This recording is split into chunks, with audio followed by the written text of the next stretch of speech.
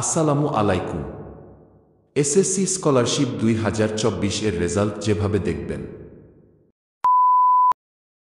Scholarship পেলে কি করণীয় সেসব নিয়ে বিস্তারিত আলোচনা করব। প্রথমেই আমরা যেকোনো একটি ওয়েব ব্রাউজারে ঢুকব।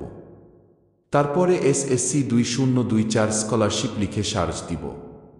প্রথমেই যে সাইটটি আসবে সেই সাইটে প্রবেশ করে আমরা পিডিএফ নোটিশটি ডাউনলোড করে নিব।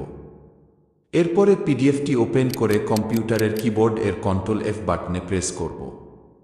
এরপরে রোল নাম্বার দিয়ে এন্টার বাটনে প্রেস করলেই স্কলারশিপ পেয়েছো কিনা সেটা লাল হয়ে শো করবে।